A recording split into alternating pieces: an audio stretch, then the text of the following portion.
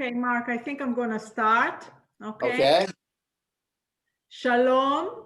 Good morning. Boker Tov. Good afternoon. Good evening, Israel, everyone. I'm Talia Tzur.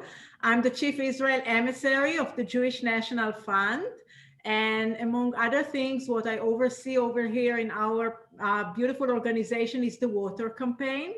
And we're about to embark our virtual water mission. This is the one out of 3 that we're having. We held one in January and we're gonna hold another one in March. So if you'll enjoy it, you're more than welcome to recommend it to your friends and acquaintances. If you don't like it, please don't share it with anyone. Well, I'm Israeli, so we have to put the things on the desk, on the table. I'm going to start, since we have limited the mission to 50 participants, we only have 50 seats on the bus.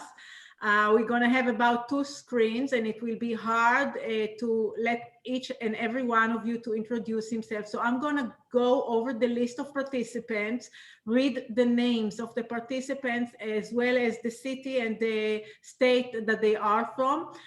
You have to bear in mind that sometimes we're going to have the name of the husband or the wife or the friend or the daughter or whatever. So you're more than welcome. When I read.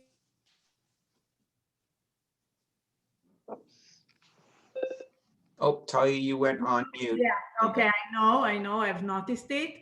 Everyone is muted because we have, I would say, the second most important after the guide is Gary Buchwald from our JNF, who's going to control our screen, our chats, our the mute everyone when the speaker speaks. So if you have any problem or any technical issue, Gary, say hi, Gary Buchwald. Say, Gary. I'm here. Hello, everybody. I hope you had a great trip. That you need to know, and you're not sure you're controlling it, Gary is definitely your guy. And you can chat to me as well. You can chat. Okay, so I've been with the JNF. For those who don't, we have a lot of familiar faces over here, and we are welcoming and thrilled to have a lot of new people who haven't been on JNF tours or virtual tours, and for them it's the first experience with the Jewish National Fund. So we welcome all of you.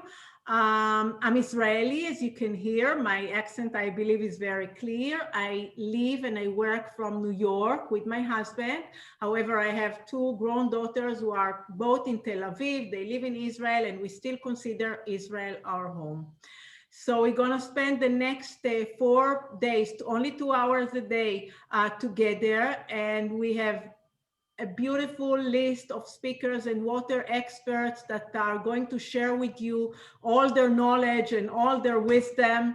And I promise you that by the end of these 4 days or this week, you'll know a lot of Israel's challenges, of the world's challenges in terms of water, Israel's successes, and you'll be able to tell your people, your friends, your families as to, you know, how great Israel is doing and what is the Jewish National Fund's role, major role in Israel's water economy.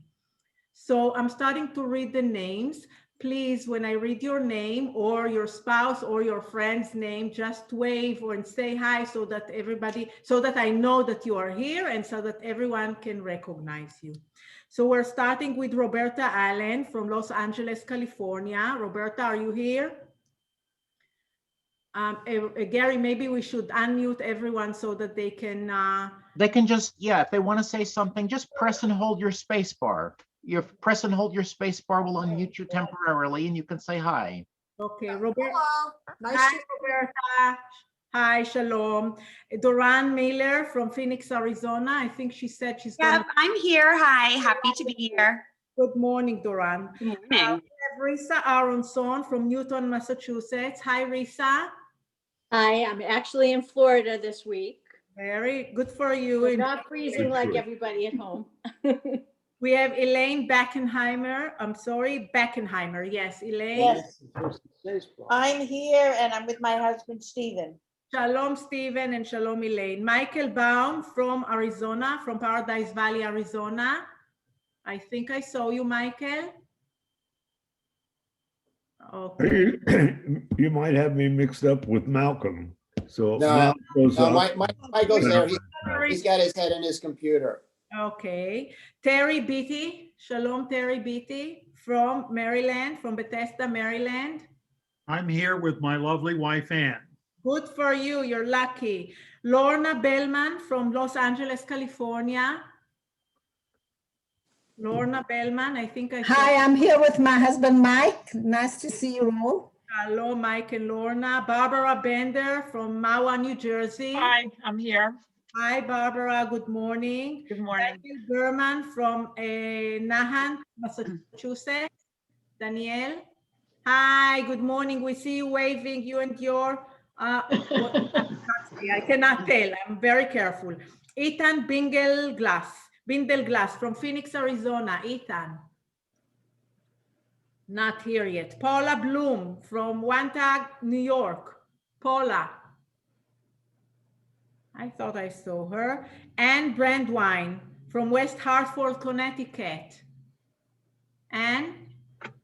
Not here yet. Sarah? David Brandwine is here, and he's joining us a little late because he had a meeting. Yeah, hi, I'm here, David, without my lovely wife, Ann. Okay, hi David, good morning. Sarah Cannon from Santa Monica, California. Not here yet. Michael Eber from Denver, Colorado. I saw you, Michael. Hi, Shalom, he's waving hi. Good morning. Ronald Frank, Woodbury, New York. Do we see Ronald Frank? Not yet. Mike, yes? Yeah, he's on. Okay. Michael Geffen from Falls Church, Virginia. Not here yet. Mikhail Goldblatt from... Michael Gaffin's here. He was just unmute. He's raising his hand. Okay, wonderful. Thank you. We have Mikhail Goldblatt from Pennsylvania. Yes, I'm here. I'm jumping on and off a couple different buses. Wonderful. Enjoy. Our bus is the best, I promise. I'll be on it a couple times because of business needs. No problem. Rich Hacker from Wisconsin. Good morning. I'm the Midwest representative of the Water Task Force, and welcome everybody to the virtual tour of February. Thanks for coming. Also the co-chair of, we have 3 co-chairs for the virtual tour, and Rich is one of them, as well as board member, as well as task force member. Elise Ingber, Woodbury, New York. Boker Tov. Boker Tov. It's a pleasure to be with you. I enjoyed the in-person one in October 2019. I'm happy to be back virtually with all of you. Welcome back and thank you. Randy Jablin from Scottsdale, Arizona. Randy? Not here yet. Lenny Jonas from Denver, Colorado. I saw you, Lenny.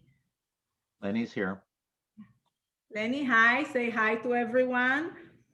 Harold Kaplan, National Board Member of the Jewish National Fund from Highland, Illinois. Hi, Harold. Hi, I'm here. Boker Tov, good morning. Welcome. Mark Hellman, a National Board Member, the Chair of the Water Task Force, co-chair of this mission, my best friend, you know, in the Jewish National Fund, helping me to do whatever I'm doing. Welcome, Mark. Thank you. Welcome, everybody. You'll Ted hear from you. Welcome, Mark. Ted Court from Scottsdale, Arizona. Hi, Elaine Ford. Hi. So great to see you, Ted and Elaine. It has been a while since I saw you last. Tara Lamont from Kendall Park, New Jersey. Hi, can you hear me? Yes, we can. Good morning and welcome. Good morning, thank you. We have Lynn Levinson. I don't think I saw her. We have Vivian Levy from Westfield, New Jersey. Are you here, Vivian? Not yet. Stacy Lewin, Water Task Force member from Georgia. Hi, Stacy. Hi, everybody. Hi. Debbie Maitin from Florida. Hi, Debbie and Larry. Good morning. Hi. Hi, shalom. They were with us in Israel and joining our virtual mission. Lori Meisler from Brookline, Massachusetts. Hi, Lori. Not yet. Jay Minkoff from Philadelphia, Pennsylvania. John Mitchell from Brookline, Massachusetts. Linda Malhauser, good morning, from Washington, D.C. Hi, Linda, we saw you. Good morning with Richard Pierce. Shalom, Richard. Good morning. Bob and John Oppenheimer, presidents of Northern New Jersey for Jewish National Fund. Good morning. Good morning. Joan's actually on a WFI event, so she'll be with us when that's over. Okay. I'm not sure that we have Michelle Pasco from California. I hope we do have Valerie Richter from Paradise Valley, Here. Arizona. Good morning. Shalom, Valerie. How are you? Good to My see husband Herschel will be here also later. Wonderful. Seymour Reef from Scottsdale, Arizona. What a presence of Arizona. You're the winners, guys. Hi, great to be back in Israel. Shalom, welcome. Gail Rosenthal, I think she's going to join us late. She's from Austin, Texas. She's a water task force member, and she's one of the co-chairs of this mission. Phyllis Zaltzman from Monroe Township, New Jersey. Welcome back, Phyllis. Hello, I'm your fan club. Oh my God, Phyllis came with us to Israel, came with us last mission in January, and now she's here again. Boker Tov, Phyllis. Jackie Schneider, you've just introduced yourself from Carlsbad, California. Shalom, Jackie. Say hi again. Hello, glad to be here and learn all about water. Shalom. We have Ronald Schwechter from Northbrook, Illinois. He's on. He's on. Oh, you're here. Hi. Ken Siegel, National Board Member of the Jewish National Fund, Miami, Florida. Hi, Ken. Hello, Tali. Shalom, Boker Tov. Mark Seiden from Tenafly, New Jersey. Shalom, Mark. Not yet here. Robert Spirtas from Potomac, Maryland. Shalom, shalom. Shalom to you. Shalom, John and Bob. Good morning. Hi. Errol Sweet from Phoenix, Arizona. Not yet. Oh, I think I saw him though. Oh, he's here. He's here, Tali. He's here. He's waving. He's on mute. Hi. Okay. Okay. You don't want to get him started talking, Tali. Yeah. Mel Joseph from Arizona. We saw you, Mel. Hi. Where are you? Hi. Glad to be here. Lorraine Lizerbaum, our First Lady, a National Board Member from San Diego, California. Her husband is the president. Saul Lizerbaum is the president of the Jewish National Fund. Shalom and Boker Tov. Good morning, Lorraine. Shalom. So happy to be here. Welcome. Thank you for joining us. Karen Zeiger from California. Karen, are you with us? Not yet. Israela Kamchi from California. Shalom, Israela. Boker Tov, I'm here. Oh, welcome, Israela, to Israel. Robin Santiago, the last one was joined the mission from Connecticut. Shalom, Robin. Hi, joining you actually from Puerto Rico, where it's much warmer. Oh my God, enjoy. In addition to all of us, all of the participants who have joined us, we have a few National Fund members, colleagues that have joined us. First, we have Efrat Gilman, who is the COO of the Jewish National Fund. Shalom, Efrat. Boker Tov. Boker Tov, welcome. We have Ellen Attenbach, the director of the Chicago area. Shalom, Ellen. Thank you. Love being here already. We have Oren Chefetz, our Shaliach, our emissary in San Francisco. Shalom, Oren. Hi, Boker Tov. Boker Or. We have our Dar Nadler, the Shlicha in New England. Shalom, Dar. Shalom, Boker Tov. Boker Or. We have Gary Buchwald, whom I introduced already. If you have any problem, any issue, Gary is your guy.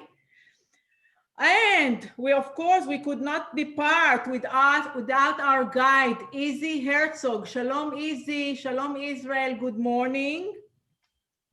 Good evening in Israel. Yeah, and last but not least, we have Rachel Adams, my dedicated and loyal assistant, without whom we couldn't run this entire trip. Shalom, Rachel. Shalom, hi. Hi, I hope I did not forget anyone, and with no further ado, Mark, the stage is yours. Well, thank you so much, Tali. And I want to welcome everybody to Israel. We have 51 participants who signed up for this February mission, and we're very excited to have you all. I have been involved in the Jewish National Fund for over 20 years now. I'm a national board member, as Tali said, and I'm chairman of the Water Task Force. And I want to say to you, first of all, I bet you this is the easiest trip any of you have ever made to Israel. You didn't need to pack a bag. You didn't need to make arrangements what you were going to do with your pet. You didn't need to figure out stopping the mail, who was going to check up on your house. You didn't have to find somebody to drive you to the airport. You didn't have to wait in the security lines. The best part is you didn't have to spend 10 to 15 hours on an airplane. And not only that, at the end of each day, you get to sleep in your own bed. And for all of us little older people, you don't have to ride on a real bus all day long and hope that the next bathroom stop comes in time. So there's a lot of benefits from being on this virtual mission. We have had over 5,500 people join virtual missions in the past year with JNF.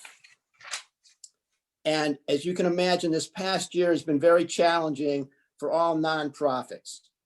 But through this, I believe that JNF led nonprofits because we were that successful in 2020. I don't think any other nonprofit organization has been as successful as we were. And last March, when this whole pandemic started, our national leadership and our professionals, they got together and they started a plan to make it through this. The plan was called Pivot to Progress. We put this plan into place as soon as the pandemic started, when we were unable to have live events, we were unable to solicit people face-to-face or have small meetings face-to-face. And that led to the invention of these virtual missions, which over 5,500 people went on in 2020. With this plan in place, we raised a record amount of money in 2020. We raised $102 million, our national campaign, which is something that we never thought was possible just a few years ago. But this money allowed us to continue to support all the projects and all of the work that we've been doing in Israel. And we have not missed any of the payments that we promised any of our partners or any of the people we were doing projects with. And this is something that we can all, lay leadership, professional staff, we can all be extremely proud of. And for the next 4 days, you'll be able to learn and to see what JNF does in Israel on the ground pertaining to water. We have the best experts in the field to speak with us. And we have the best guide in Israel. We have Izzy Herzog, who I consider a friend and I've been on many missions with. And he is going to lead us through Israel.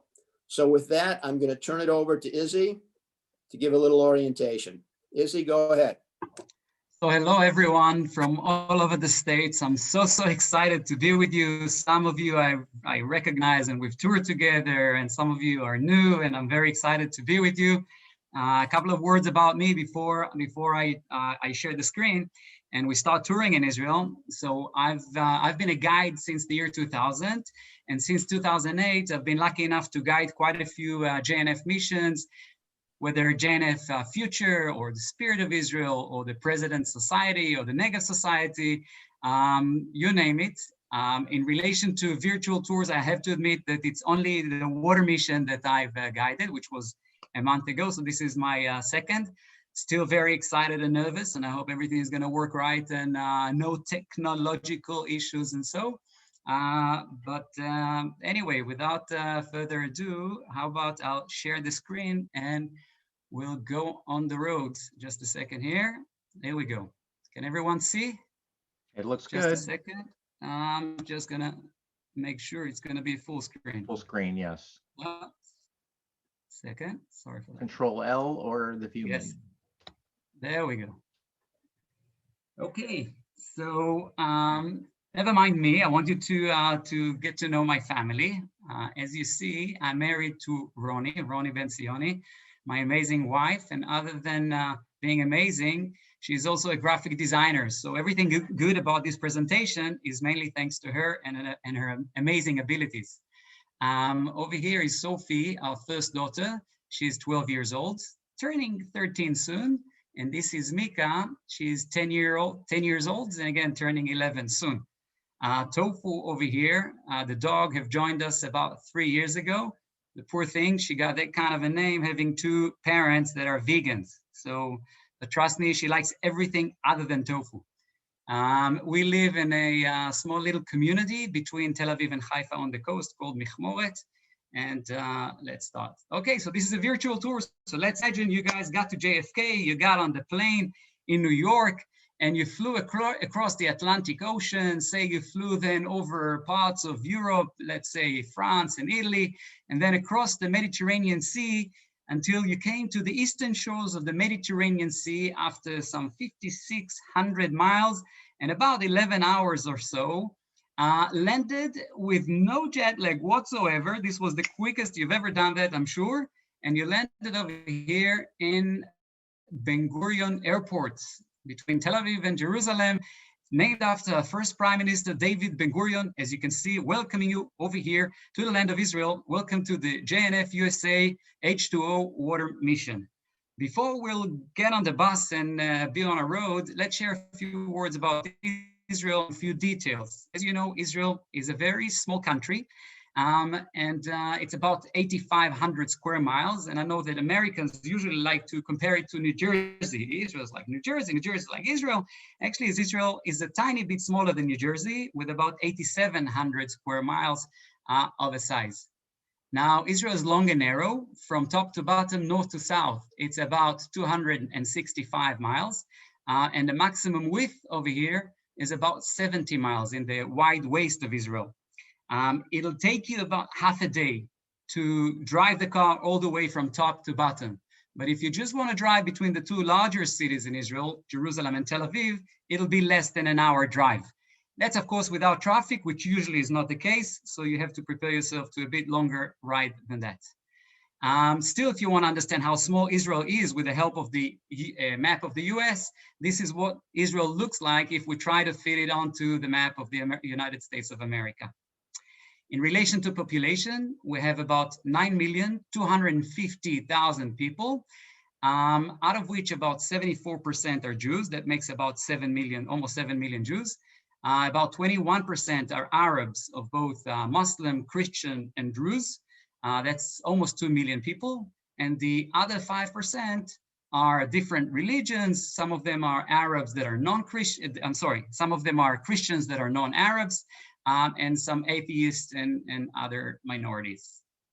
In relation to borders, up north we have Lebanon, northeast Syria. The longest border of Israel to the east is with Jordan. Southwest we have Egypt. Hard to see, but not too far away over here at the bottom south, next to Eilat, a matter of about 13 miles southeast, is the giant Saudi Arabia. On the west over here, we've got the Gaza Strip and the beautiful long western coast to the Mediterranean Sea. So this is the map that shows us what we are going to do today, where we're going to tour, where we're going to travel, going to take the bus soon. The moment we're going to leave Ben Gurion Airport, we're going to start driving east on route number 1 in the direction of Jerusalem. A few minutes later, we'll turn left, meaning to the north, to take route number 6, or 6 highway, the Trans-Israel Highway. That'll take us all the way towards Mount Carmel, cross Mount Carmel on the western edge of the Jezreel Valley, into the lower Galilee, up above Tiberias to our first stop over here in Kibbutz Alumot, overlooking the Sea of Galilee, Lake Kineret. As we'll drive over here on route number 6, on our right, we'll see the Shomron Mountains, the Samaria Mountains in the West Bank. And on our left is gonna be the coastal plain. So let's board the bus, let's get on, move on our way. Say we've passed already route number 1. And as we drive on route number 6, as we said again, on our right is the Shomron Mountains in the West Bank. On our left is the coastal plain. And this term, I want you to know, it's a very well-known term in Israel, or expression known as the Gedera line, or the Gedera block. It relates to this specific area between Hedera in the north, the city of Hedera, and the city of Gedera to the south, a matter of about 45-mile long, and an average about 13 miles width. In this specific block or rectangular area, we have about 50% of the population in Israel and over 50% of its industry. That means that the consequences for that is real estate prices in this area are by far higher. Of course, in relation to traffic, it's huge issues in relation to every morning and afternoon, people making their way in and out of the city and serious conjunctions. And of course, it does carry some security issues, having the population being so concentrated in one specific area of the country. So as we'll continue further north and say we've passed already Hedera on our left, meaning on the coast, we're gonna turn in a little bit to the east, turning right over here, and already it's gonna be on the slopes of Mount Carmel, Kerem Ha'el, the vineyard of God, the mountain that we call the Evergreen Mountain. Here we're looking from up above, but as we drive through the roads in the Valley of the Salt, down at the bottom, we're gonna be looking up. On our left over there, I'm not sure if you can see, it's a small little white dot, and that's the building that we see over here. This is, we know that Mount Carmel was the house of Elijah, prophet Elijah, Eliyahu Hanavi, and we believe that this is the place where the battle between Elijah and the prophets, the false prophets of the Baal and the Asherah have taken place. What we have here today is a church and a monastery of the Carmelite order from the Catholic world to commemorate this specific event of Elijah fighting the false priests of the Baal and the Asherah. The moment we came out of the mountains to the east, we can already see the beautiful Jezreel Valley, Emek Israel in Hebrew, Jezreel, Israel, and God will sow the seeds or will plant the seeds. This valley did not look like that when it was purchased back in the 1920s with the Jewish National Fund. It was with the help of Yehoshua Hankin, an amazing charismatic figure who was pretty much, you may say, of a mediator. He was able to bargain the pieces of land. He was very fluent in the local Arab dialects and also was very familiar with the Ottoman land laws. And with the help of the Jewish National Fund and donors from all over the world sending money in order to purchase land in the land of Israel, as you can see, the land of the Jezreel Valley was purchased back in the 1920s, and this beautiful medallion in Hebrew says, "Redemption you shall give to the land," the Jewish National Fund. The land was in not a very good shape, as I say, that's saying the least. Actually, most of it was a swamp and a marsh, and it needed a lot of work to drain the water towards the sea. But soon enough, that efforts bear fruits, and we got a beautiful fertile land, hosting and having a lot of farming communities. One of them we see over here, this is a moshav called Kfar Yehoshua, named after the famous Yehoshua Hankin, who was then known as the famous Redeemer, or the Jezreel Valley Redeemer, Yehoshua Hankin. A moshav is a cooperative agricultural community made out of individual farms. So we'll continue further east on our route, pretty much route number 77. And as we drive on this road over here, coming up on the left, take a look. You can see already the Eshkol water filtration plant. Before talking about the plant, I want to share that we already are now in the lower Galilee, in between the ridges of the lower Galilee, and this is the valley called the Beit Netofa Valley. The Eshkol water filtration plant, made out of these two reservoirs or these two ponds, is a very important segment of the Israeli national water carrier. After the water is being pumped from the Sea of Galilee, it's being delivered or being flown through this, mainly through an open air canal like the one we see over here, mainly with the help of gravity, allowing the water eventually to come over here to the first pond, which is a sedimentation pond, allowing the suspended matter in the water to sink to the bottom. After this is happening, the water is being delivered over here to the second pond, which is larger, about 3 times larger than this one. And this is mainly serving as a regulator, regulating the amount of water that is being fed into the grid, the water to be sent into the central part of Israel and the southern part into the Negev desert. Before the water is being taken into, being pumped into the huge 108 inches diameter, it is being treated chemically. Some chlorine is added to it, and and is being filtered, and then being sent to the rest of the country.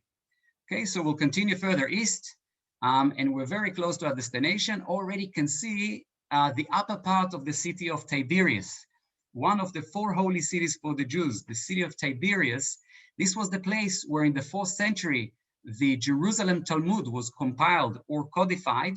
And as you can see, for about 200 years, this was the seat of the Sanhedrin, the High Court, the Great Assembly, that in the year 425 AD or CE to the Common Era, the Sanhedrin was dismissed by a Byzantine emperor order, and that was the last seat of the Sanhedrin back in Tiberias. The scholars of Tiberias were the ones to develop the vowels in Hebrew the way we know them today. So also they were sent all over the world to deliver the message or to teach the vowels in Hebrew. So soon enough, when we'll stand and overlook the Sea of Galilee, Lake Kineret, you'll see the largest freshwater lake, both in Israel and in the Middle East, where the measurements we're looking at a maximum length of about 13 miles long. The width is about 8 miles, again, in the maximum area. In relation to depth, maximum will be 150 feet, but average is about 80 feet. Of course, this is changing in relation to the season and the amount of rainfall that we had in the previous winter. Most of the water that flows into the Sea of Galilee, again, what you see over here is me standing in our little garden using a map that was drawn by my wife 30 years ago when she worked as a guide for Israelis on the Golan Heights.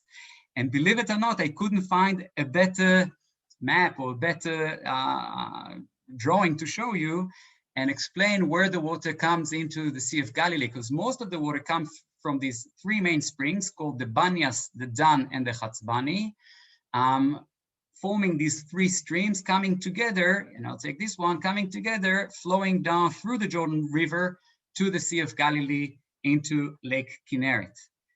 Understanding that this is the main source of water supply, or should I say the opposite, 1964, after the completion of the national water carrier, the Israeli national water carrier, some neighboring Arab countries have decided to divert the water from the springs away from the Jordan River in order to go around the Sea of Galilee to the Jarmuk River.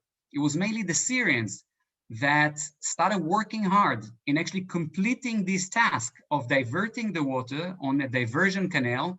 And what we see over here is one of the tunnels that were dug by the Syrians back in the 1960s. Of course, Israel could not tolerate that, having the national water carrier now delivering the water to most of Israel. So we turned to the United Nations to stop the Syrians from doing this project. Since the UN did nothing, we started shooting the workers working on the project. They shot back on our Jewish communities in the Hula Valley. This accelerated into kind of tanks coming from both directions and shooting each other until it was April 7th, 1967, when jet went up in the air and about 6 Syrian MiGs were grounded by the Israeli jets, along with some other Syrian tanks. It took about 1 more month before the 6-day war broke out, at the end of which Israel took over the Golan Heights from the Syrians, and that's the situation since then. And what we see over here is another section of this attempt of the Syrian diversion canal, this time being used by some Israeli mountain bikers. So soon enough, we're gonna land over here. First, we're gonna have Tali sharing with us and giving an overview about the JNF USA, and Seth Siegel giving an overview about water in Israel. But after that, we will be back over here in this specific position. You don't see, but it's overlooking the Sea of Galilee to the left. And we'll have Professor Eilon Hadar from the Ben Gurion University, explaining to us everything about water in Israel. Just a couple of words about this kibbutz. This is Kibbutz Alumot, and it was established in 1946. One of its first members was Shimon Peres, who later on became the Prime Minister of the State of Israel and the 9th President of the State of Israel. So here, I'm gonna send it back to you, Tali. Great, thank you. Thank you so much, Izzy. You know, I can listen to you for hours. So excited to have you with us. I think you're doing the best job, and thank you. And it's great to have you with us. So before Seth is joining us, he will be Seth Siegel. Just a few words about the Jewish National Fund. I know that many of you are very familiar with the JNF, but we have some new people over here for whom just 2 or 3 sentences about who we are. First of all, Mazel Tov to the Jewish National Fund, the organization that celebrated in January 2021 its 120th anniversary. We were established in Basel, Switzerland in January 1901 in the 5th Zionist Congress. And since then, the organization has dedicated itself to the development and the building of the state of Israel for the land and the people of Israel. In the last, I would say, 15 to 20 years, the Jewish National Fund USA has dedicated itself to the development of the frontiers in the Negev, in the southern part of Israel, and the northern part of Israel in the Galilee. Our aim is to bring 500,000 people to move to the Negev and 300,000 people to move to the Galilee. And we do understand as an organization that it takes more than just land or just trees or just community buildings to build a community and to attract families to move from the center of Israel and to build their life in these areas. Therefore, when you look today at the variety of activities of the Jewish National Fund, yes, you will still find there the infrastructure of the land and purchasing of the land. You will, of course, find there the water, because without water, there is no life. After oxygen, the second important commodity is water, of course.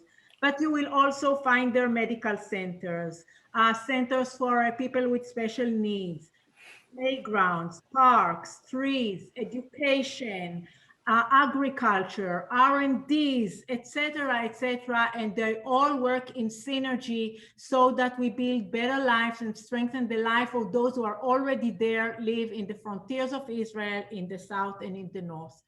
So as you all know, our mission, our tour to Israel will focus on water. We're going to start soon with the Seth Siegel. Before that, because we could not take you physically to Israel, and we did want you to be able to feel as if you're on the ground, some of the speakers will speak from the sites themselves. Like Eilon Hadar is going to speak to us soon from the Kineret. There were some noises to the presentation of Eilon Hadar today and tomorrow of Abraham Tene, and we therefore added some subtitles so that you can listen and also see. So don't get nervous if you hear the wind blowing when Eilon Hadar is speaking. You have subtitles, and only 2 of the presentations will have the same, issue of noises.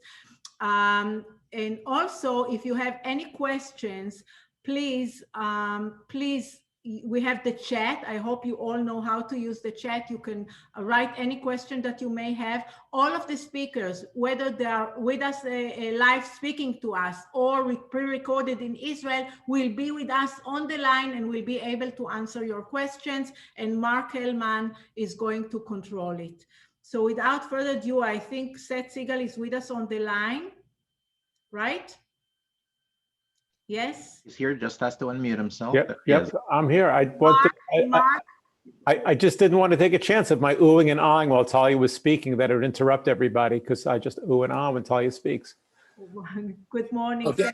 Thank you so much. And Mark will introduce Seth. Thank you. All right.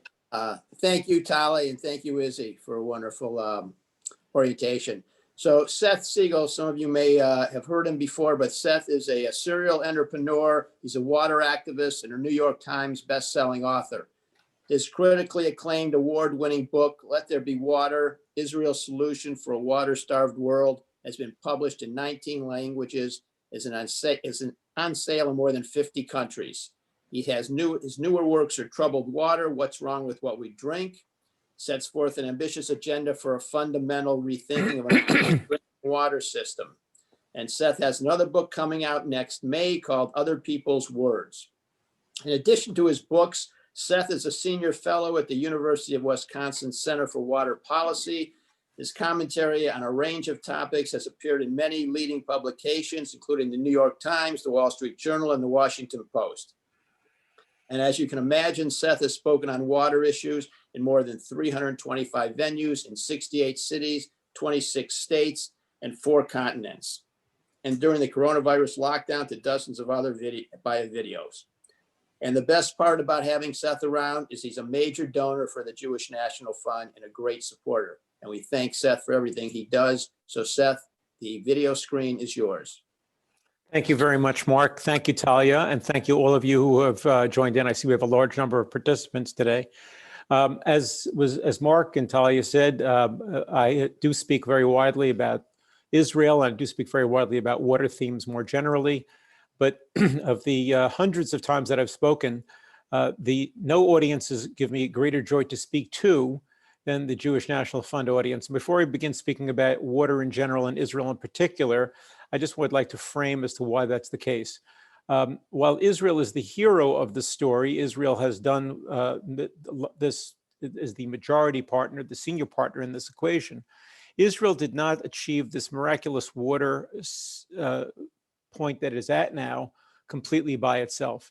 It also includes the support of the Jewish National Fund, which is another way of saying it includes the support of many of you, if not all of you, on this Zoom call.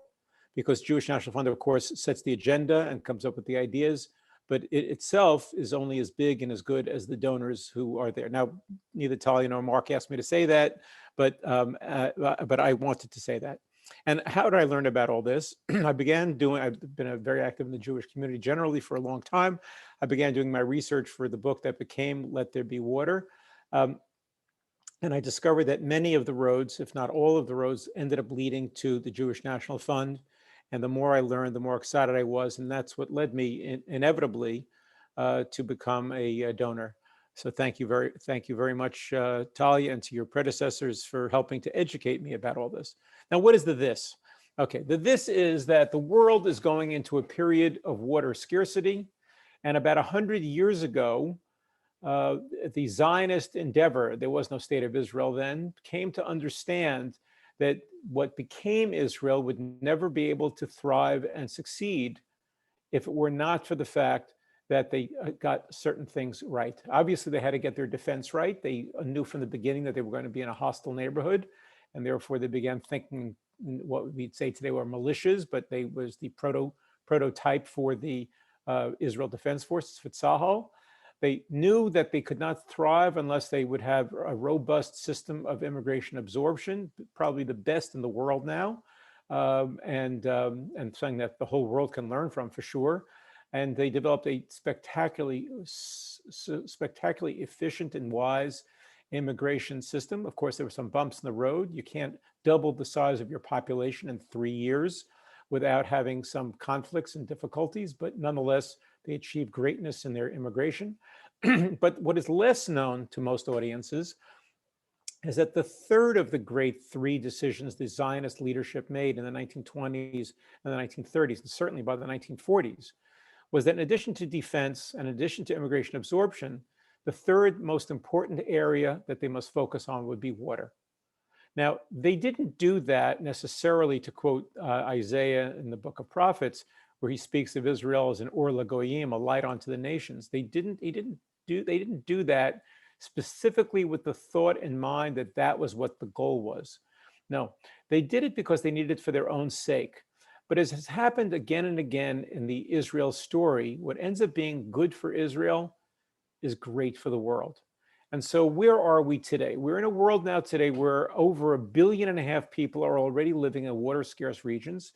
The US government, its different intelligence agencies, not environmental agencies alone, have concluded that by the year 2030 or 2035, this is a problem that will metastasize. This is a problem that will grow ever larger. This is because of climate change in part, but also because of the significant population growth around the world, and also significantly because of other phenomena like rising global wealth, so that people are changing their diets, and therefore you need different kinds of very water-intensive foods to feed them as they become more affluent, and other phenomena that occur around that. So what is it that Israel has done? I only have a few minutes, so let me try to frame the issue for you all. And let's see if there are questions. Glad to have you be in touch with me via Talia, or have you be in touch with me directly. In fact, before I start, why don't I tell you how you can do that? I receive a lot of email, and I try to respond to all of it within 24 hours. So if anybody would like to reach out to me, please contact me via my website. That's www.seth, S-E-T-H, M like Mary, but it's not Mary, Siegel, S-I-E-G-E-L.com, www.sethmsiegel.com. Or if you prefer Twitter, I'm at Seth M. Siegel. You can reach me through a direct message from Twitter. Okay, so now that I've told you that the conversation between us doesn't have to end in about another 12 minutes when Talia is going to pull the plug on me, I'll tell you what was done. Okay. So from the very beginning, as I said, from the 1920s, the Zionist leadership did something that very few other places around the world do. And it's simply this: they took it seriously. Just taking it seriously, not taking water for granted, not saying it's an inexhaustible resource like sunshine or air. Just that makes a difference.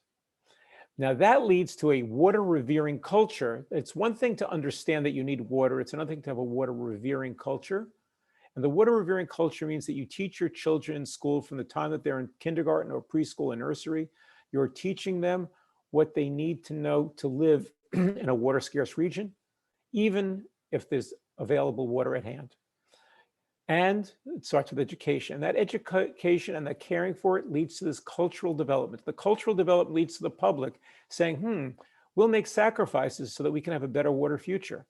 And that sacrifice includes paying the full price for the water, something that you think everyone does because everyone on this phone, Zoom call has a water bill. But what you don't understand is that the water bill really has very little connection to the real cost of water. Today in Israel, everybody, farmers, consumers, industry, everybody pays the real cost for their water. And that includes transporting it, cleaning it, sourcing it, administrating it, all of the pieces of the equation, which frankly, as I talk about in my book, Let There Be Water, and even more so in my second book, Troubled Water, is a rare phenomenon around the world and certainly in the United States.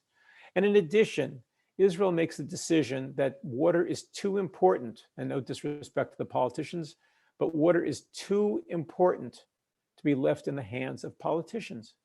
What they say is this needs to be in the hand, because once you give it to the politicians, what that ends up happening is you reward your friends and you hurt your enemies, even if you mean well. So what do? What they do is they create a technocratic, apolitical body now called the Israel Water Authority. And that organization looks out for what is the highest, best use of water resources in the country.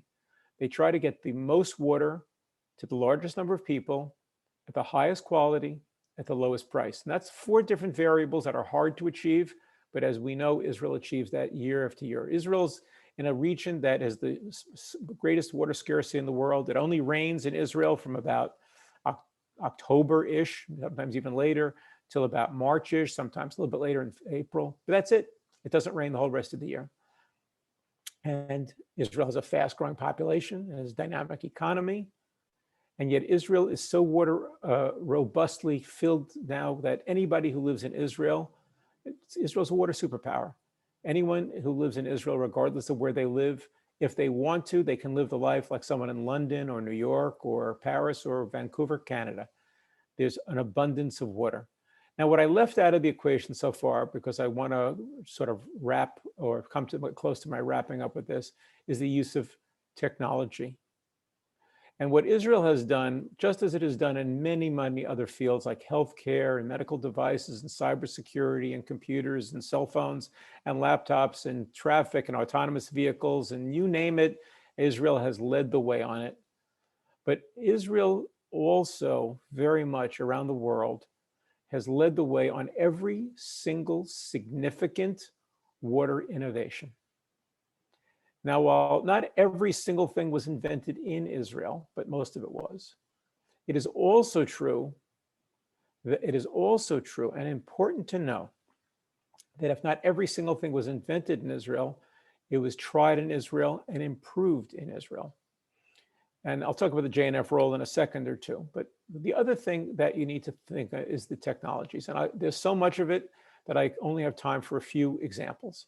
First and oldest is something called drip irrigation, invented in Israel about 55 years ago by an extraordinary individual named Simcha Blas, who was forgotten to history, who I revive in my first book, And Let There Be Water. And it is a story that every Israel lover, every Zionist, everyone who cares about the Jewish National Fund, everyone should know the name of Simcha Blas. Simcha Blas was the great thinker about how Israel should handle its water.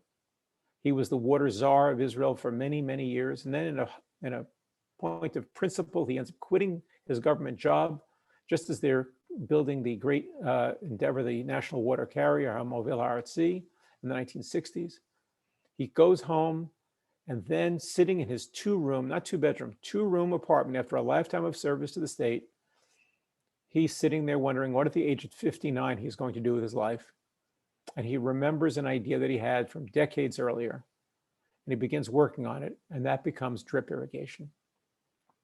Now, drip irrigation, he ends up partnering with the kibbutz in the Negev, Kibbutz Chatzirim. That becomes the company Netafim, which just celebrated its 50th anniversary. But that's not the only place where transformation is made. I myself, I will tell you, I'm extremely excited by yet another new Israeli company. If anybody in this call is interested, please contact me. I'll tell you about them. That has changed the focus of drip irrigation to include all of the many flood irrigated fields around the world. I believe it will be a revolution in agriculture in the next few years. So the ideas and the innovations just don't stop. In addition to drip irrigation, what else happened? In the 1930s, the Arab leadership, the Palestinian Arab leadership makes a decision that because the Jewish farmers get their seeds from Arab seed merchants, they make the decision to choke off the kibbutz movement, to choke off the food for the Jewish settlements. They make it a crime punishable by death to sell seeds to the Jewish farmers. Well, this is an example of shooting yourself in the foot, my friends, because what ends up happening is the 1930s, there's these scientists, refugee scientists coming from Germany, fleeing Hitler, other scientists from elsewhere in Europe, fleeing Europe. They're looking for work. They don't want to be night watchmen. And lo and behold, Israeli farmers need seeds. So they begin developing seeds, but those same farmers say, hey, could you develop drought-resistant seeds? Could you develop bug-resistant seeds? This is long before GMO, genetically modified organisms, were relevant. And these genius scientists working in a cooperative developed one remarkable seed after another, so that by the early 1950s, Israel joins the ranks with the greatest seed scientific centers of the world in France, in Japan, in the United States, and Israel. And so today, Israel is a seed superpower. And how does that affect water? Because what they have done, again, not through GMO, through ordinary breeding, what they have done is they have created tomato plants with very short roots, and tomato plants with no leaves, and tomato plants with very short stems, and wheat with very short stalks, because every part of the plant equally needs a lot of water to grow. And they figured out, why waste water if you don't need to use water, except for the part that the people or animals will need and use. Very water efficient, very water smart. And outside of the direct world of agriculture, Israel also, about 1952, 1953, I talk about this in my book as well, starts realizing, hey, we have a lot of water right now, but in 20 years, we're going to be water short. We project we're going to have a problem. And so they say, everyone is sitting on a lot of water. It's called sewage, wastewater. Let's take our wastewater, let's convert it Let's treat it to an ultra high pure level, so pure that you could drink it if you had to. But they knew there would be a psychological impediment to people doing that. So what? So they decide to build a parallel national water infrastructure system. They spent 20 years and billions of dollars building it, with lots of support from the Jewish National Fund, by the way. And they build this parallel national water infrastructure system. And that creates water for agriculture, such that today Israel captures and reuses about 85% of all the sewage in the country. And the next highest country is Spain, which isn't even at 20%. The United States is about 4%. This is a phenomenon that everybody will be doing soon, and everybody will be following the lead of Israel. I'll give one more example, and then I'll wrap up because I'm watching the clock. Of course, I'd love talking about this. I could talk at length, but desalination, you've all heard of it. This also is a great Israeli innovation. Israel today leads the world in the size, dimension, water efficiency, and climate change, carbon fuel efficiency of converting seawater into fresh drinking water. It's not just okay water. It's the healthiest, safest, cleanest water you can ever imagine. Israel creates this new system of reverse osmosis, which now is the way that water is desalinated all around the world. I could talk a lot more about all this, and if anybody's interested, again, Let There Be Water is a great source of this. In the course of all this, I'd like to say that we have all heard the phrase that the wars of the 21st century will be fought over water. And I suppose that that is true because there are some flashpoints around the world that I've written about outside of my books, but I don't think it's necessarily true. And I'll tell you why. Because just as Israel has led the way with governance and education and conservation and technology, Israel is also a model for the world in how you can make use of water as a vehicle for cooperation, for coexistence, and maybe even for peace. Israel now has, in the last months, created new kinds of peace in its region. And in every one of those countries, from the United Arab Emirates, Bahrain, Morocco, Sudan, every one of them, and all the African nations in the last 2 years that have established diplomatic relations, and Bhutan in Asia, every one of them has said that one of the reasons they're establishing diplomatic relations with Israel is because they'd like to work with Israel in developing better water systems and learning how to use Israeli technology for their own benefit. And so in this regard, Israel is not just going to be better for its own people. It's going to be better for the world. And I'll close the way I opened by saying that those of you on this call who have been JNF donors, particularly those of you who have been donors to Israel, the JNF Israel Water Fund that Talia Tzur now leads so ably, for those of you who have been donors to that, I want to say that you are also partners in fomenting, creating, developing peaceful relations, not just between Israel and its neighbors, but as a model for other countries around the world, how they can be at peace with their neighbors by learning how to use technology intelligently to transform their regions so that there's enough water for everybody. So I'll close here just because I finally hit my exact time to stop. And I think I'm supposed to now introduce Ilona Dar. Talia, nod your head if that's correct. Again, I'd be delighted if anybody would like to be in touch with me. It's SethMSiegel.com. It's a pleasure to always speak for JNF, and it's always a pleasure to see Talia Tzur. And it's especially also a great pleasure to see Professor Ilona Dar. Now, I've been given an introduction, which I will dutifully read, although it is painful for me to have to read this, because I myself think that these are really great points that you will want to read yourself at some point. However, I want to tell you about me and Ilona Dar, which is in doing my research for Let There Be Water, I interviewed 220 people, and none were more important to that research than Ilona Dar. He is a fountain of information about Israel's water, water history, water practices, and he is not just a source of information, he is an innovator, and he is one who people follow all around the world. And it's not said in his introduction, but I want to tell you that I know he speaks all around the world on behalf of Israel and on behalf of Ben-Gurion University, where he is a chaired professor and conducts environmental research on groundwater hydrology and soil water engineering. He's one of the leader researchers in water sources, use and technology, not just in Israel, but around the world. And his main research activities deal with, I'm trying to make this interesting now, so stay with me. His main research activities deal with quantitative assessments of groundwater flow systems, sources of recharge on complex basins with puzzling geology and scarce hydrological information. And don't stop there. And modeling of temporal and spatial distribution of contaminants in aquatic systems. By the way, Elaine, I don't know if you're listening to me, but I would say that nobody has ever introduced you with such drama and enthusiasm. But I'm not done. Say hi, Elaine, so that people will see you. But I am not done. But also, should I keep going, Talia? Finish the introduction. He also holds a degree in geology, physical geography, and climatology, and another degree in physical geography and hydrology from Hebrew University. He has a PhD in hydrology and soil water engineering from the University of Arizona, Tucson. He serves as a board member of Whitewater, Inc., and as a member of the Scientific Advisory Board of Waterfronts. The reason I'm looking that way is not because I wouldn't love to make eye contact, but because I have a screen here with all this information on it. And he's a member of the Water Technologies Advisory Board attached to Israel's Ministry of Industry and Commerce. We could say much, much more, but I'd rather you hear from Elaine Adar, and I will stop the introduction here. Thank you, Talia, for inviting me. Great to see you all. Thank you.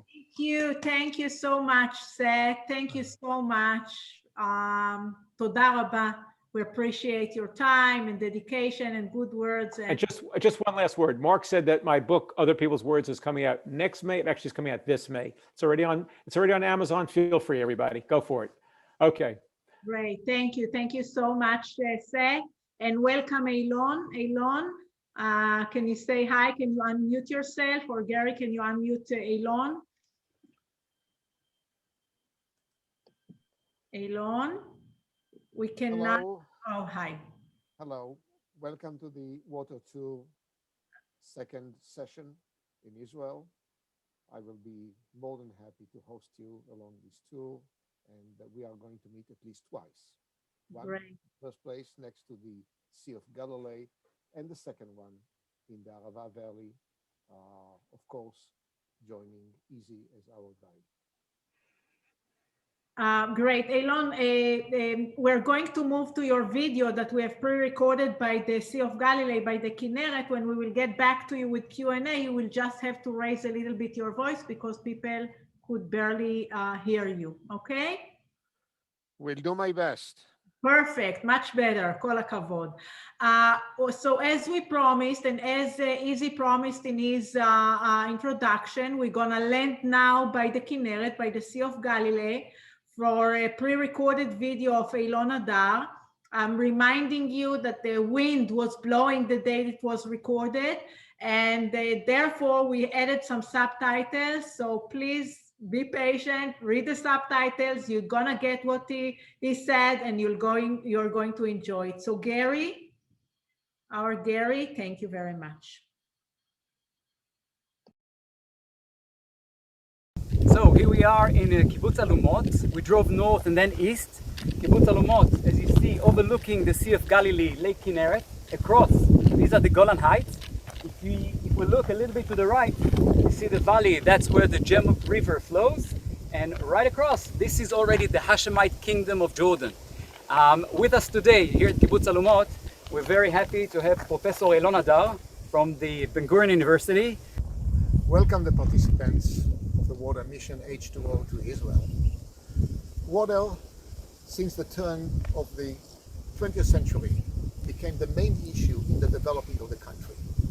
We are located in a very dry region, arid to semi-arid region, and agriculture was developed based on dry farming, only dry farming.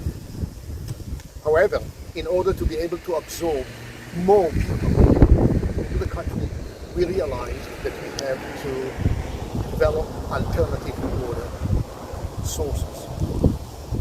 No rivers, or almost no rivers in Palestine. The main one in the center of the country is the Yarkon River, Valley Egypt. The Yarkon River was used for irrigation in the center of the country, and during the British Mandate, water was diverted. The first time water was diverted to Jerusalem. The next river, which is the biggest one in the entire Middle East, is the Jordan River. The Jordan River that is fed by rainfall and snowmelt from the Hermon Mountain, this way, in the north, supports 3 major springs that feed the upper Jordan River that flows into the Sea of Galilee or Lake Tiberias. From here, naturally, the water continues along the lower Jordan River down to the Dead Sea. This is the only major freshwater river in the entire Middle East, and the Sea of Galilee is the only fresh natural lake in the entire Middle East. Thanks to the British, they made whatever they could when they negotiated with the French before the Great War, where the border will be between Palestine and the Levant, Lebanon and Syria. They wanted to make sure that all the perennial streams and all the perennial springs will be under the British management. So we now in Israel accommodate the major fresh water in the entire Middle East. The Jordan River is at the eastern margin of Palestine, is located at the eastern margin of Palestine. Most of it is below sea level. So at that time, it was not feasible to divert water from the Jordan River for irrigation. So we rely on groundwater. No one else in the world managed to develop the subsurface reservoir, groundwater reservoir, as we did in Israel. I'm not talking about dug wells. I'm talking about deep wells reaching deep water-bearing formation. And we turned, at that time, Palestine into a real holy land. We drilled so many holes to obstruct groundwater no one else did in the world. It came with a lot of research, it came with a lot of development, a lot of research, many innovations, not just for pumping the water, but also to identify the subsurface flow trajectories in order to maximize the benefits of groundwater for domestic water supply as well as for agriculture. This is taking us back all the way to 3 states, communities in the south. 3 states, communities in the south, all over. However, when the country was established, we realized that the potential, carbon potential, more or less, have been reached. And we realized that in order to be able to absorb more people, we need additional water. Well, the Jordan River was the next to be exploited and developed. Herzl already, mentioned it, that as a potential to develop the future state of Israel. The Palestine Exploration Fund, established by the Colonial Office under the British mandate, they investigated the potential of the Jordan River to support additional water supply in Palestine. However, they came out with the conclusion that it's too expensive and for technical reasons it's not feasible. Because at that time they used to divert water. Well, to divert where? We are here 200 meters below the sea level. Okay? So, in the early 50s, we started to design the diversion of the Jordan River starting in the north, from the Hula Valley, at the elevation of 90 meters above sea level. Unfortunately, our neighbors, the Syrians, that control the Golan Heights behind me, they managed to block this initiative, and we decided to go to Plan B. Plan B was to start pumping water from minus 212 meters below sea level all over the lower Galilee down to the northern Negev. Before that, in early 50s, we already diverted the Yarkon River to the northern Negev, and these two plans to combine the Yarkon Negev conveyor with the Jordan River conveyor established in 1964 the National Water Carrier. the first country in the world that had a national water grid. Ladies and gentlemen, you are all accustomed to have an electric grid all over the country. National and even international in North America and in Western Europe. We are the first country in the world that established also a water grid. Water grid, why? Mainly for homeland security. We had to provide water everywhere, therefore we nationalized water as a resource in Israel. Water is a national resource and managed by a national water company to guarantee adequate and sufficient supply everywhere to every end user. Mentioning the fact that water became such an important parameter in our homeland security, this actually made it from a resource, or converted it from resource to a commodity. Water in our country is a commodity, a national commodity. The national water carrier, inaugurated in 1964, enabled Israel to cultivate the northern Negev and actually the entire country.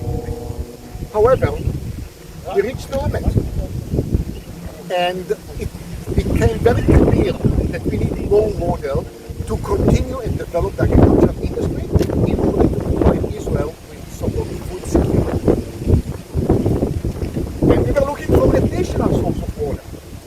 At the time, Israel was negotiating with the Mediterranean countries, signing the so-called Barcelona Treaty, not to pollute and contaminate the Mediterranean. That means stop diverting effluents, sewage, municipal sewage and industrial sewage into the Mediterranean. What do you do with the water? You have to treat it. If you treat it good, you can use it. And in many research institutes in Israel, we started looking for how we can treat the water into such a level that it might be feasible to incorporate this water, these effluents, in the so-called agricultural industry. For irrigation.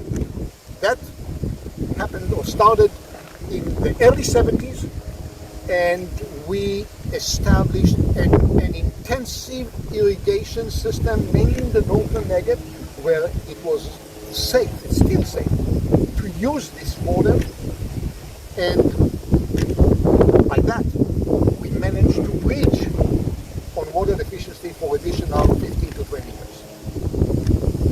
In the 90s, again, we realized because of the increased population and the need of more water for the agricultural industry that we need additional water. Where this water can come from? Desalination. We have been working very hard since the 60s, since the late 60s. We have been working very hard. In that time, the Negev Research Institute later on became the Big University of the Negev, developing adequate technologies and associated with many innovations to desalinate first brackish, salty groundwater and later on seawater. This what changed. It was a game. This was a real game changer. We got plenty of that, huh? A lot of seas. Actually, we have surplus of water, potential surplus of water. And it should be noticed that about 50% of the water consumed for municipal or domestic use by municipalities is desalinated salty groundwater and Mediterranean seawater. The second topic is associated with water quality. We have enough H2O molecules. We have enough water. However, we have to make sure that this water is adequate to what is required and requested by the end users. Some of the end users, some of the farmers can use brackish water as is. Some can use water that is treated to the best quality. So, in order to maintain high water quality in our reservoirs, we had to study these reservoirs very carefully. For example, groundwater. We reach the balance between the water abstraction from the groundwater reservoir and the natural replenishment. Sometimes when we faced water shortage, we increased the pumping from these aquifers. That means we started mining water, hoping for good wet years when we can pay back to nature. Regarding the Sea of Galilee behind us, this is the largest operational water reservoir in the entire Middle East, and of course important for Israel, as later on will be noticed also for the Hashemite Kingdom of Jordan. How do we maintain the quality of this lake? In the 60s, when we started pumping out of the sea, it was brackish, too salty for most of the crops. We managed to identify the sources of the salty water feeding most of the springs, and we identified submerged springs providing salty water at the bottom of the Sea of Galilee. Pumping this water, diverting it downstream the Sea of Galilee back into the Jordan River, actually lowered the salinity of the water. Meaning around the Sea of Galilee, making sure it's not going to penetrate, not going to interfere with the water of the Sea of Galilee. Of course, yes. That was the purpose. So now, the Sea of Galilee has a much lower salinity. However, the Gedera Dam that blocks the flowing of the Jordan River down into the lower Jordan River, right below us again. Right below us, is blocked because we use the Sea of Galilee as a storage. As we did with the aquifers, we store water from wet year to dry years. That means salt flowing into the Sea of Galilee, but salt cannot go out beyond what we pump out. So we have to maintain the salinity in a very delicate way. Beyond that, the upper Jordan River provides nutrients to the Sea of Galilee: nitrates, sulfates, selenium. All these parameters, or all these constituents, actually control the aquatic ecology of the Sea of Galilee. And we have to be very careful to maintain its quality, because now it serves not just Israel, but also the Hashemite Kingdom of Jordan, according to the peace treaty signed in 1994. These elements are coming from the Hula Valley and making their way through upper Jordan River into the Sea of Galilee. It really does affect the water. It really does affect the water. According to the water chapter in the peace treaty signed between Israel and Jordan in 1994, we are obliged to provide Jordan with 50 million cubic meters per year. But it's not just the amount, it's also the quality. We have to maintain adequate quality supply to the Hashemite Kingdom of Jordan, otherwise we are in trouble. Okay? So, part of that water, though, does come from the Jarmuk River, or used to come from the Jarmuk River? According to the same treaty, surplus from the Jarmuk River could be diverted. There is a pipeline from Jordan to the Sea of Galilee. Jordan is allowed to store surplus of water, as we do from the Jordan River, they do it from the Jarmuk River, mixing two sources of water in the Sea of Galilee. Ladies and gentlemen, interfering always, when we interfere with Mother Nature, there is a problem. Also here, because the type of water, and I don't want to get into details, coming from the Jarmuk River, comparing to the water coming from the Jordan River, completely different. Now there's balagan. Yes, this is the Israeli balagan, okay, or Mediterranean balagan, okay. So we have to take care of the quality as we take care of the quantity. We have to store water from wet year to dry years, but we also have to maintain adequate water quality. The water chapter in the peace treaty signed between the Hashemite Kingdom of Jordan and Israel makes it very clear that the Jordan River basin, or the Jordan River sources, as well as any other water sources, groundwater, aquifers in the Middle East are transboundary, cross-border.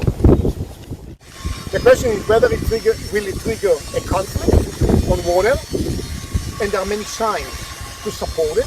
such as the war for the water in the Hula Valley in the early 60s between Israel and Syria. Some would argue triggered the Six-Day War. Some argue that it triggered the Six-Day War. I don't think so, but this is not my field of research. Or it will be a catalyst, as I claim, and I can prove it, for collaboration, cooperation on such an important parameter for all. Let's face reality. Oslo Accord completely failed, almost completely failed. The only chapter that is still active is the water chapter. The water committee, we still collaborate and we still plan of how to utilize, how to develop and how to maintain the cross-border water resources. And it's not just the amount, it's mainly the quality. These are mainly representatives both from Israel and the Palestinian Authority. Israel, Jordanians, Palestinian authorities, yes. How to maintain the quality of the mountainous aquifer, avoiding pollution from domestic sewage over the major Palestinian cities. How to maintain the quality in the Sea of Galilee to guarantee enough and adequate quality of water for Israel and the Hashemite Kingdom of Jordan. This is a major issue. And I'm optimistic. I believe that the fact that water is such an important parameter, or appreciated by all sides, it will always be a catalyst for collaboration. I think that in order to learn more about it, I encourage you guys, look at the, in my opinion, masterpiece, the book written by Seth Siegel, Let There Be Water. No one else described it in such a holistic way with one goal: water, light unto nation. Thank you so much for that. And since this is a unique mission, we can pretty much play around a bit, and with the help of Google Maps, time-lapse, and modern technology, we're going to move from here, this very beautiful lookout, lush green water behind us. In a split second, we are going right from here with Professor. If you don't mind, join us along. Let's meet again in a couple of minutes in the Arava. Let's go. So we're zooming out over here and leaving the southern part of the Sea of Galilee, traveling south along the Syrian African Rift Valley, along the Jordan Valley, down to the Dead Sea, northern part, southern part, into the Arava Valley. And we're going to land over here next to Moshav Ein Yahav in the central Arava. All right, so I think this is the fastest I've ever traveled, such a distance like that. A couple of moments ago, we've been standing over there overlooking the Sea of Galilee with the beautiful green grass and everything being lush. And here we are 120 miles south along the Syrian African Rift Valley in the central Arava, kind of in between the Dead Sea and Eilat, where behind us is the Hashemite Kingdom of Jordan. We're literally on the border with Jordan, and we see this very dry area on one hand, where average you get an annual rainfall of 1 to 2 inches of rain per year, yet the Moshav behind us, being in Yahav, we see all these kind of ocean of different greenhouses and hothouses. Where do we get the water from? Indeed, it sounds strange. We are in the middle of the desert, extremely arid region, and whatever you see behind us is based on local water supply. This is the only region in Israel which is not yet connected to the national water supply system, to the national grid. So whatever you see relies on groundwater that is pumped out from various aquifers. Initially, the village relied on a small spring, Ein Yahav, the spring of Yahav, the spring of hope. And all the the first settlements in the Arava Valley relied on local springs. However, in order to develop an intensive agricultural industry, as you see around us, you need a lot of water, far beyond what the spring can supply, especially desert springs. So where the water is coming from? Naturally, the water is pumped out of shallow to deep aquifers. The shallow aquifer is replenished or recharged by floods, high quality of water. The deep groundwater reservoirs are naturally more saline, more brackish. The deep aquifers are replenished by mountain front recharge, mainly from the east, from the Edomia Mountains, as we can see behind us. Also from the Negev Highlands. So, in order to provide enough water and in adequate quality that can meet the demand by the end users, namely the farmers, Mekorot, the national water company, pump water from different reservoirs, mix the water to meet the quality needed by each crop. This is something unique in the world. Nowadays, we realized that in order to develop the agricultural industry here in the Arava Valley, we need additional water. Not just water, high quality of water. So we were exploring two alternatives.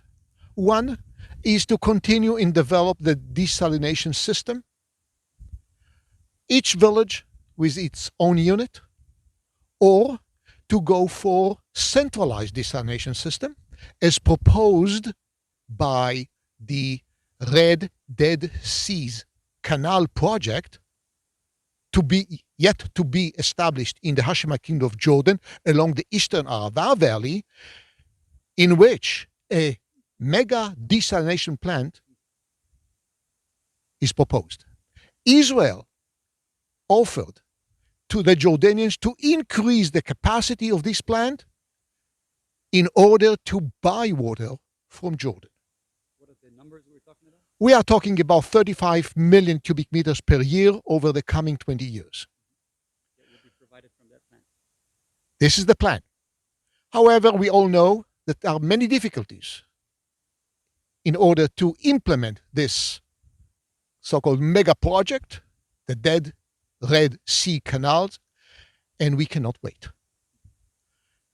So we decided, and as we talk, it is now under construction, to connect the Arava valleys, the southern valley and the northern one, to the national water grid. The pipeline from the Negev Highlands is now reaching the northern Arava, the southern Dead Sea, Ein Tamar and Neotakikar, and soon enough it will be connected to the local water grid, and in few years, we believe not more than 2.5 to 3 years, from the southern Dead Sea down to the Gulf of Eilat, we are going to have a connection to the national water grid.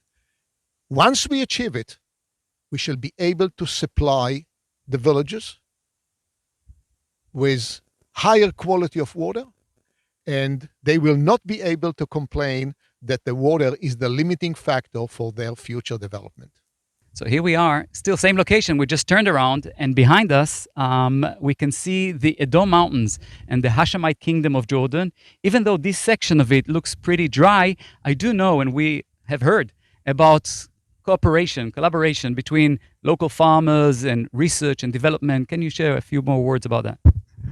Yes, it is really kind of a contrast. What you see in the Israeli side of the Arava versus what you see in the eastern side of Wadi Araba, as the Jordanian pronounce it. We share with them the know-how. It's not a matter of providing them with the knowledge. They have the knowledge.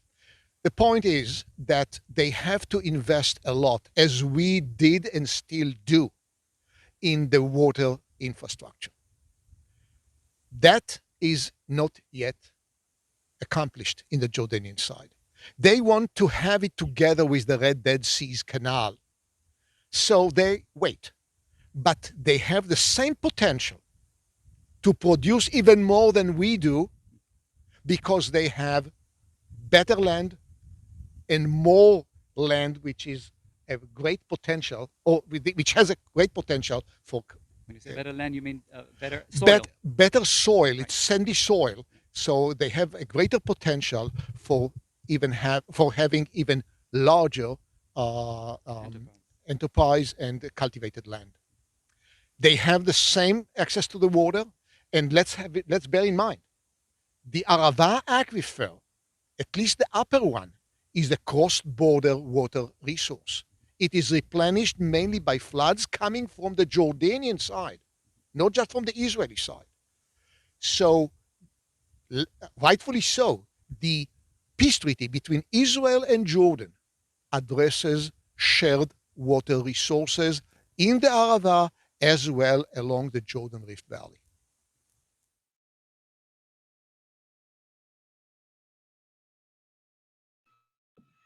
Wow, thank you, Elon. You're muted.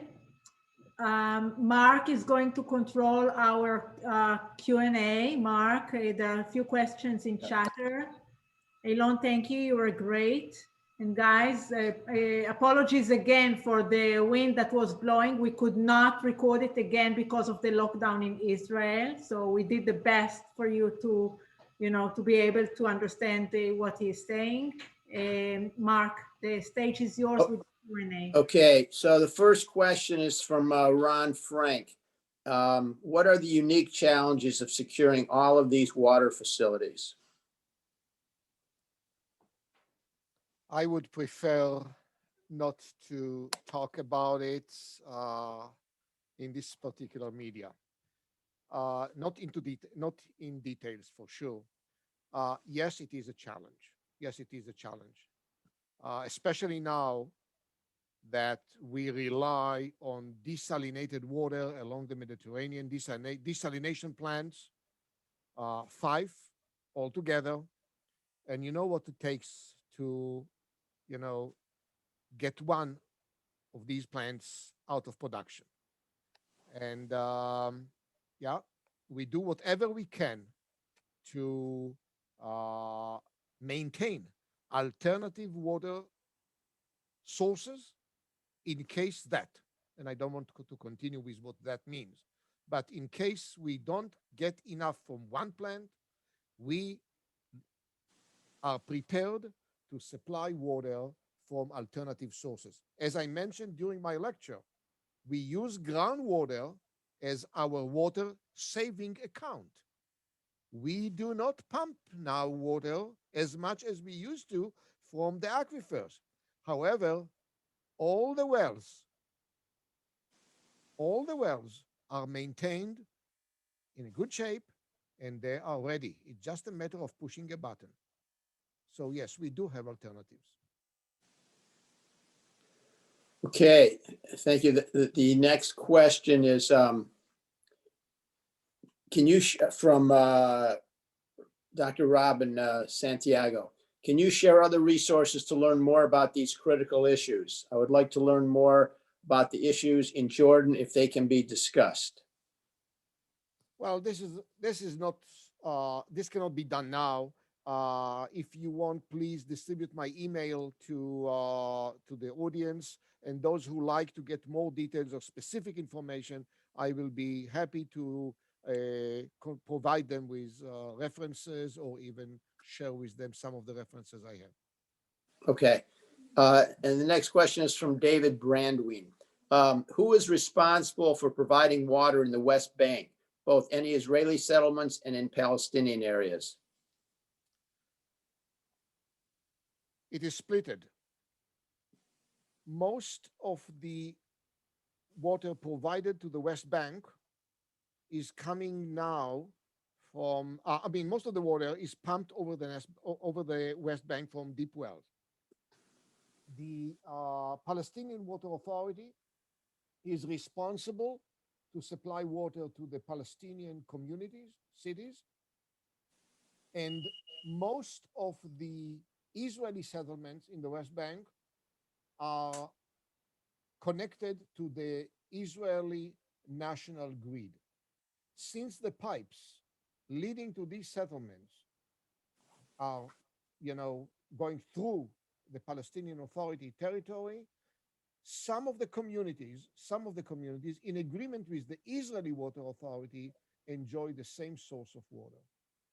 Some of the Israeli settlements also are fed or provide water from local wells over the West Bank.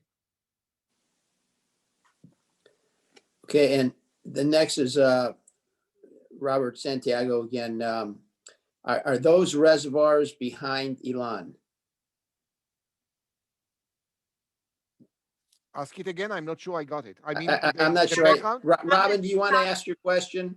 They're asking about the background that you have. Yes. No, There's a lot of blue. Yeah. The background is simply a nice air photo taken from Ein Yahav, the village. Ein Yahav, the last, what you can see from the spot that we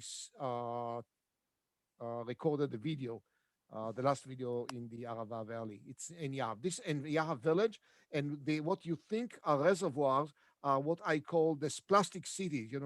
These are the greenhouses covered with polyvinyl sheets, greenhouses and screen houses, intensive agriculture. It looks like ponds or reservoirs, but these are greenhouses.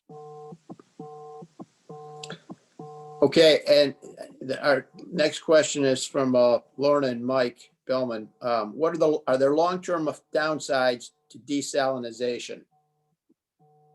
Would you like to repeat? I hardly could hear you. What are the long-term downsides to desalinization?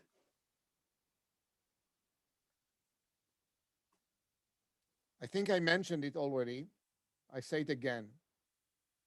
The bottom line is, whenever we interfere with Mother Nature, especially about water, there is a toll. Nothing comes free. Now, what is so negative about desalinating water? Are we going to make the oceans more saline or salty? No, it's the salts that we divert back to the Mediterranean it's even not can be considered as a drop in the ocean. Locally, when we release the brines next to these desalination plants, there are some negative impacts on the aquatic or the marine ecology. I would say maybe 1/4 of a square mile. But what is the alternative? What is the impact, the negative impact of diverting the Colorado River for irrigation in California, in Arizona, or Utah? Have you considered the negative impact on the Gulf, on the Baja? Just an example. What is the negative impact of diverting the Rio Bravo, so-called Rio Grande, downstream of El Paso, the impact on the Gulf of Mexico? Well, I don't think it's critical. And what is the alternative? The population increases. Unless, God forbid, the pandemic will kill most of us, we need more food and we need more water to produce the food, because the population increases. Food doesn't come just from air. We need water, we need soil. So yes, we have to minimize the negative impact on the environment, but we cannot avoid it completely, unfortunately. I know it's not popular, but I say what I believe it's true. Mark, I think we have time for one more question, and I think you skipped a few questions, so any of them you can read, and then we have to move on. Okay, we have another one from Robin. What was the newest development?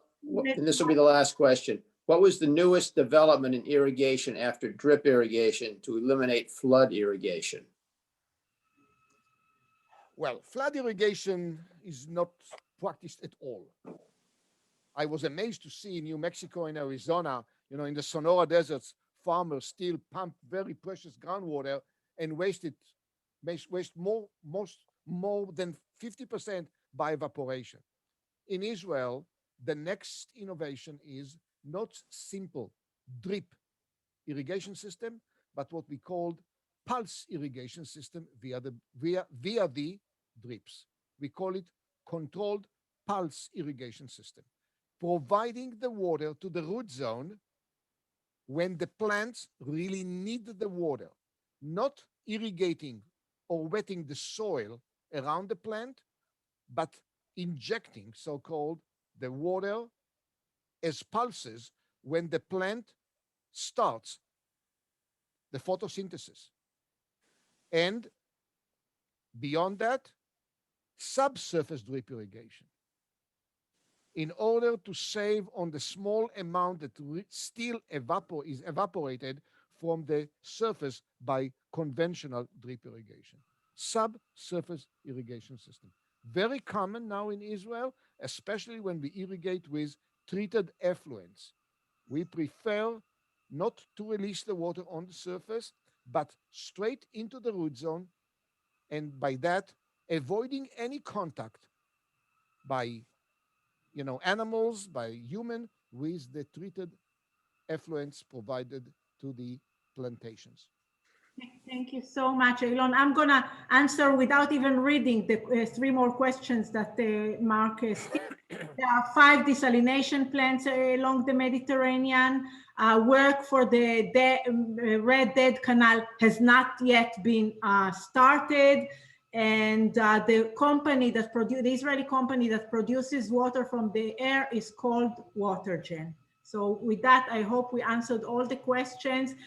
Elon, thank you so much for the time that you've spent with us on the line, in the Kineret, in the Arava. We're looking forward to seeing you in the last day, summarizing and giving us, a lecture about the future of the water in Israel.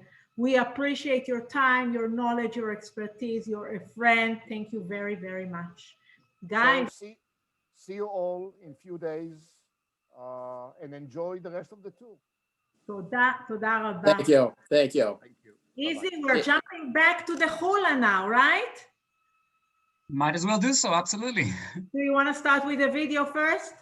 Yeah, I think we should start with the video. Okay, Gary? Okay, here we go. We're taking you to one of the most beautiful areas in Israel, all the way to the north to see the Hula Valley.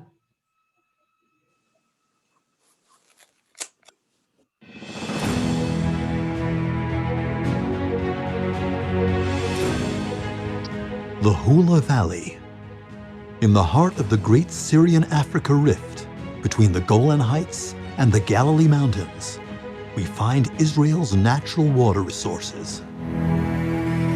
Mount Hermon, the highest mountain in Israel, absorbs melted snow. Prolific springs flow at the foot of the mountain, and from there, the water flows into the Jordan River. The river's path through the valley was anything but easy. About 1 million years ago, the basalt Chorazim Heights rose up and blocked the Jordan's course.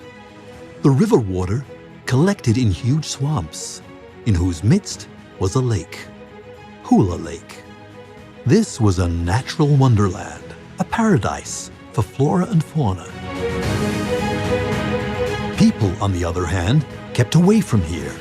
The few who dared to live on the swamp's shores suffered from malaria.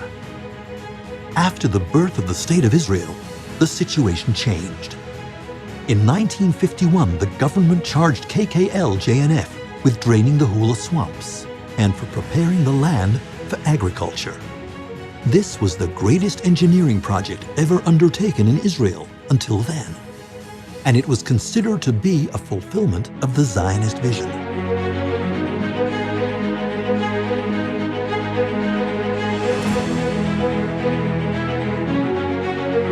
Along with the advantages of draining the lake, problems also emerged. The peatland that was exposed to the open air dried up and shrunk, and the plowed clods of earth turned into dust and were scattered by the wind. Thousands of acres were abandoned. As if that wasn't enough, nitrates and other organic matter flowed into the Kineret and endangered the quality of its water. During the rainy winter of 1991 to 1992, the sinking valley finally gave in, and just as had been the case 40 years ago, it was clear that things couldn't go on this way any longer. Once again, KKL-JNF was called upon. The goal? To give the valley back to nature and the farmers. The means? Control over the water level in the peatlands.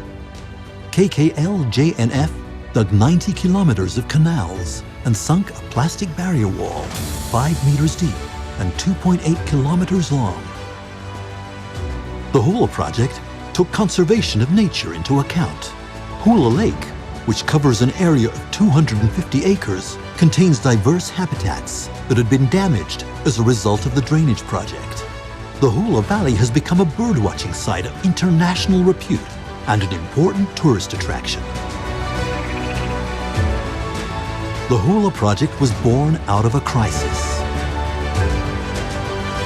In many ways, it is more complex and daring than the drainage project. Thanks to proper management of the water network, a black hole was transformed into a flowering paradise. A perfect example of ecological rehabilitation for the benefit of both human beings and also nature.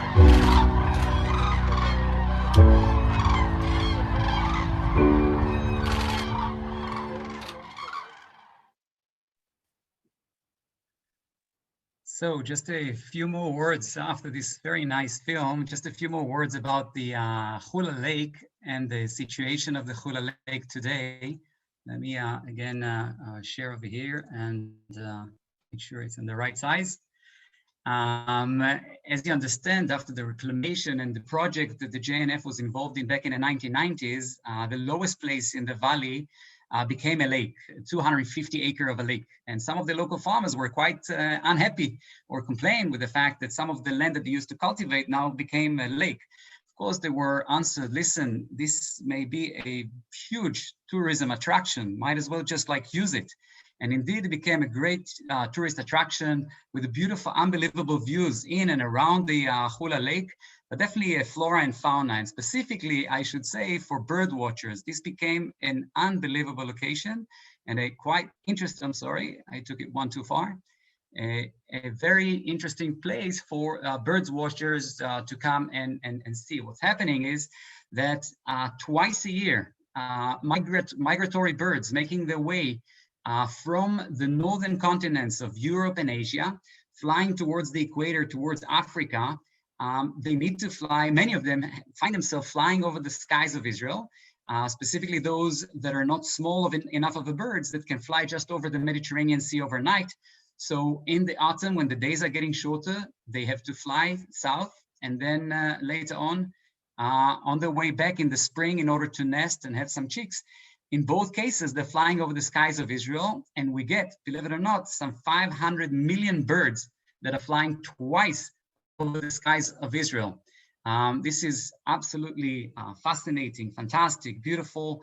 Some of the birds, though, figured, you know what, if we now have everything we need over here, whether it's food or a place to roost the night, why should we bother and fly all the way south to the equator? Let's just stay over here.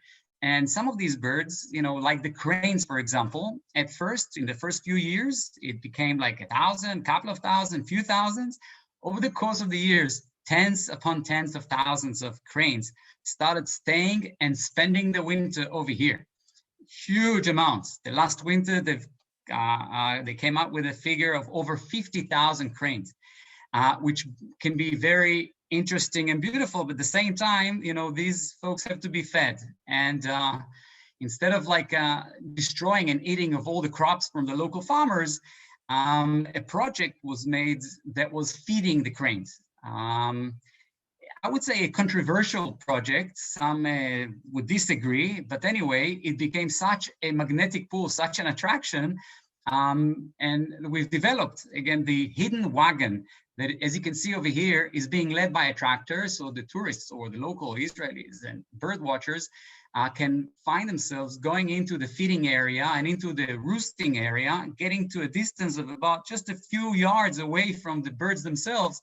And I would highly recommend you, if you find yourself over here in Israel in the right period, which is the winter time, say pretty much between November and February, do yourself a favor, do not miss the sunset tour over there to see the cranes.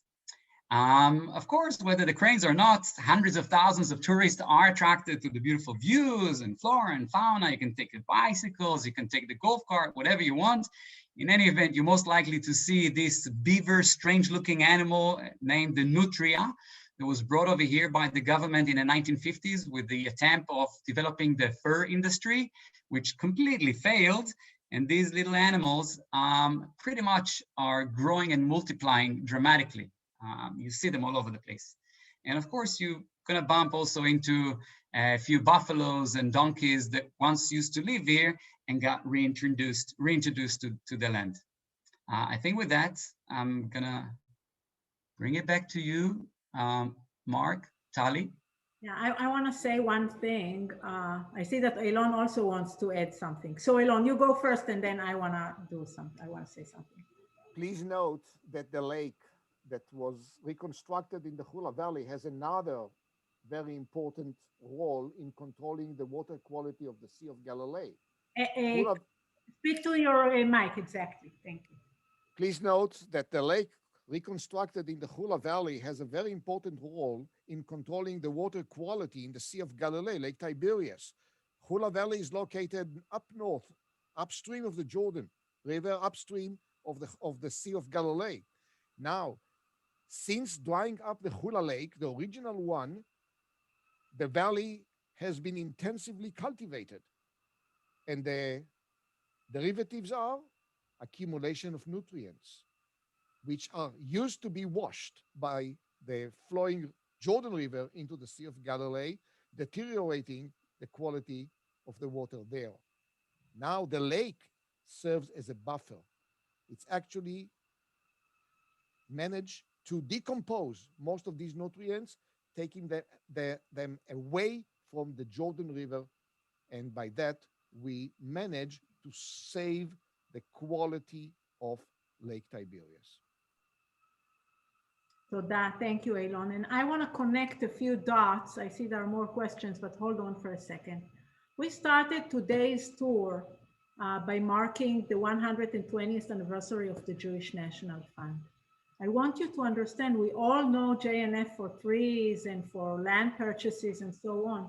JNF had an active role in the water economy of Israel from day one.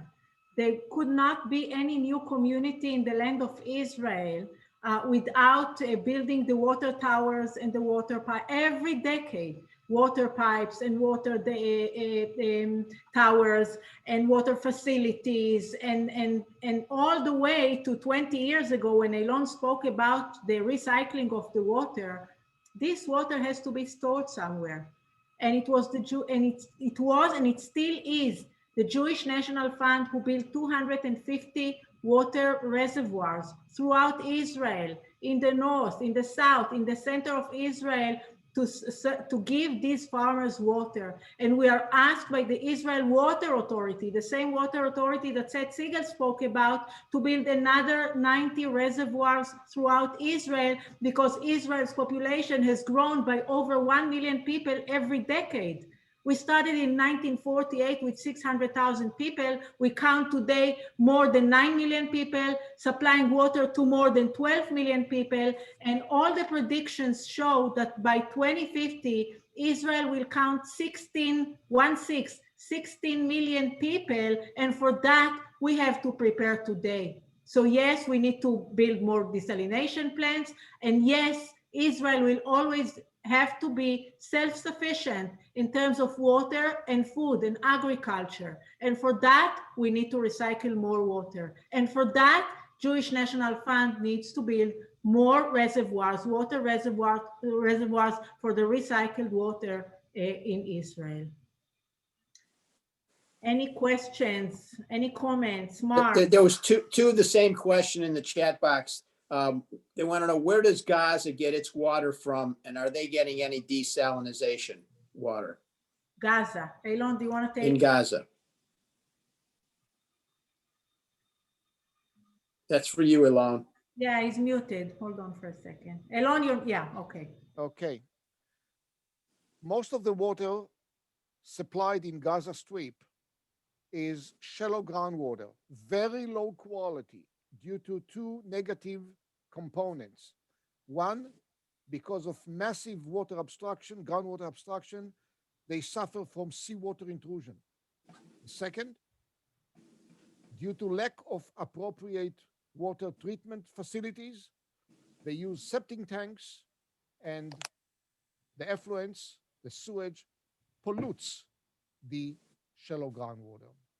So they actually consume very low quality, and Israel provides the city of Gaza and Khan Yunis, two pipelines, are providing fresh